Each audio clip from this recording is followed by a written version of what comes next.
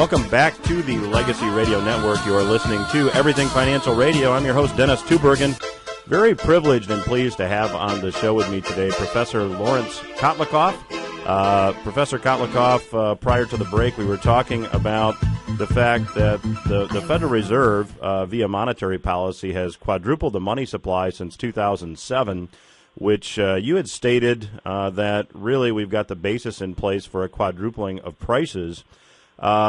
However, when you look at the high level of debt that exists in the country, and we've interviewed, for example, Harry Dent, as well as Jim Rogers and a number of economists on the show, there is an opinion out there that there's just too much debt for the Fed to be able to monetize the money supply, and deflationary forces long-term will be more powerful than inflationary forces. And that's an opinion of some folks that have been on the show.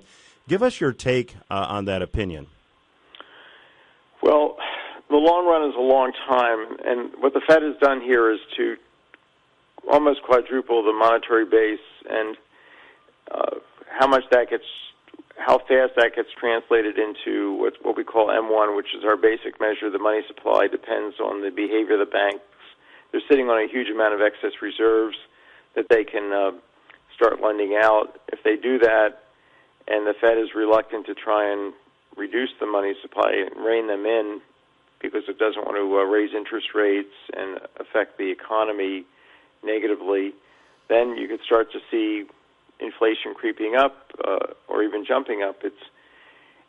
Inflation is something that is very much a reflection of not just the policy, but the people's expectations about how things are going to play out. If they expect more inflation in the future, if they suddenly get into their mind that inflation is going to really take off, then they make money into a hot potato and inflation takes off immediately.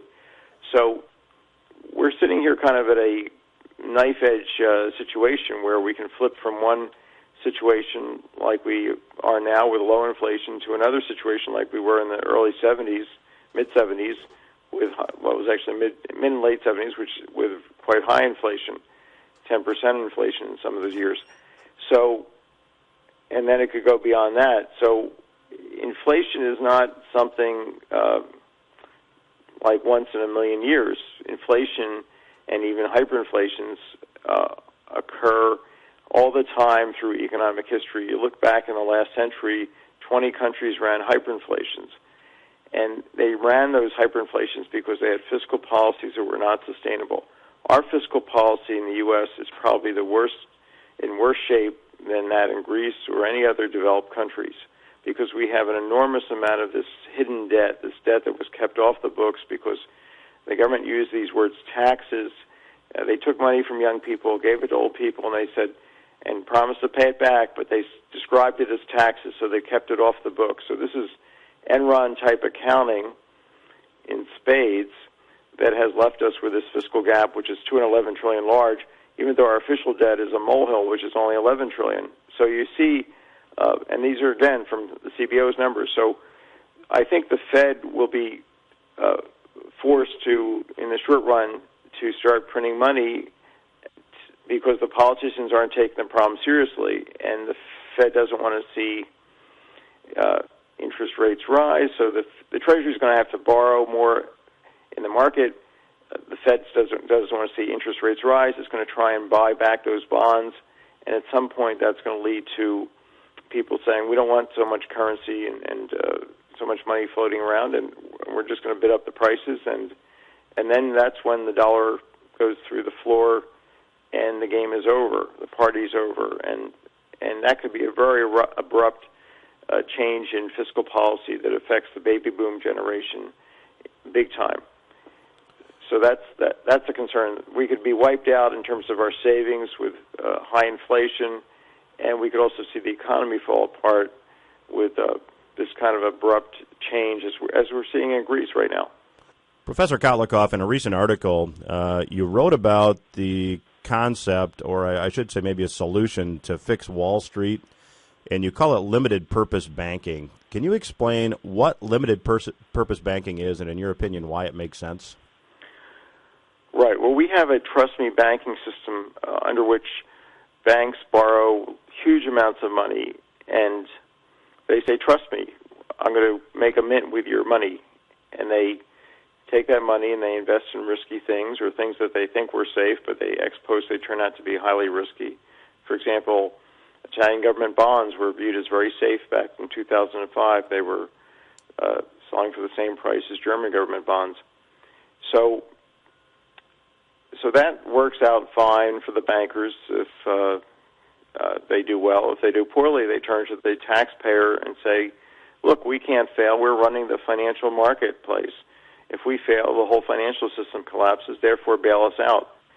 So this is what happened in 2008. The banks used their leverage over the public and extracted a huge intervention by the government. And meanwhile, they're effectively collapsing and getting into trouble, completely changed the business people's views of the future of the economy and flipped us into a situation where everybody expected bad times and they took the actions needed to make bad times. So we had a self-fulfilling recession, great recession here. So limited purpose banking works very simply. You take all the banks and you say, look, you guys can't borrow anymore. You have to operate in one way and one way only, which is to market non-leveraged mutual funds.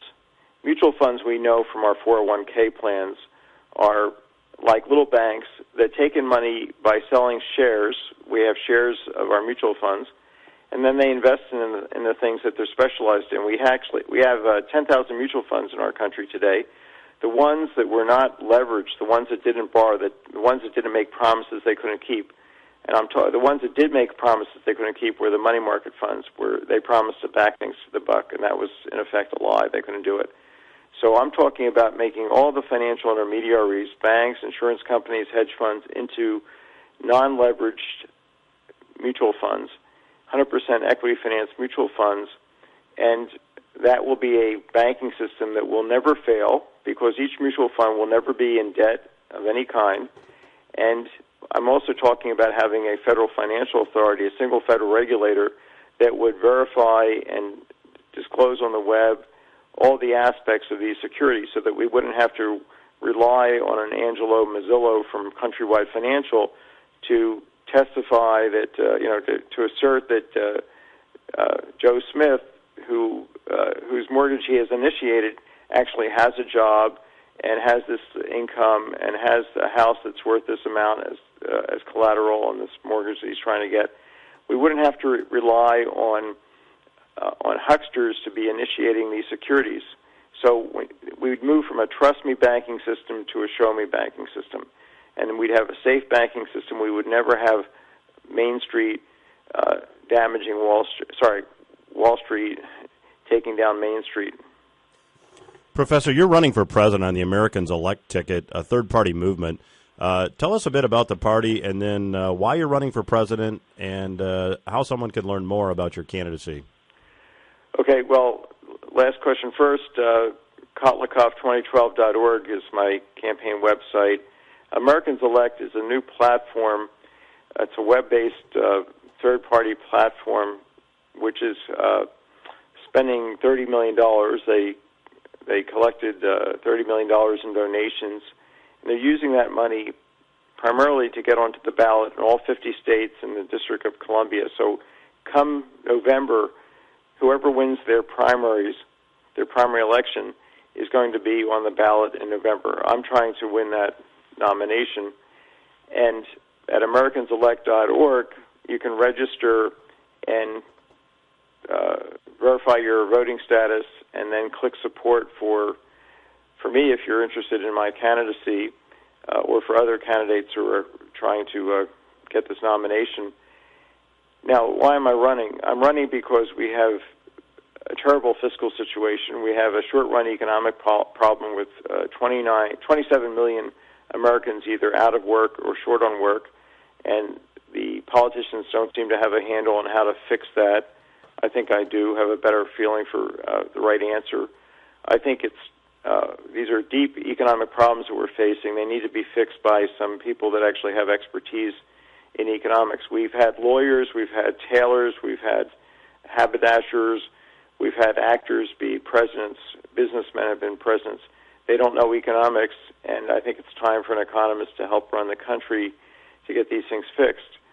Because the politicians have been making a mess. I'm not a politician. I'm an independent, and I'm putting forth what are called purple plans, which are designed to make the red Republicans and the blue Democrats both happy. I'm trying to come up with very simple solutions to our major economic problems. I also have a fantastic vice presidential candidate. This is retired Admiral William Owens. He was the vice chairman of the Joint Chiefs in the early 90s. He was the commander of the 6th Fleet during Desert Storm. He's a submarine commander during the Vietnam War. He spent 10 years in submarines, nuclear submarines, commanding them. So he's a tremendous asset with respect to defense policy and foreign policy. I think the two of us together are a great team. I need Americans to come to my website, Kotlikoff2012.org, learn about my candidacy, and then go to Americans Elect and click support for me, and then vote for me when they have their actual caucuses, and then the final election in June to choose a final nominee from their platform. I would encourage all the listeners as well to go to Kotlikoff2012.org. Professor, thanks so much for joining us today. Fascinating conversation. Love to have you back sometime, and good luck in your candidacy. Love to come back. Thank you so much. Take care. Everything Financial Radio will return after these words. Stay with us.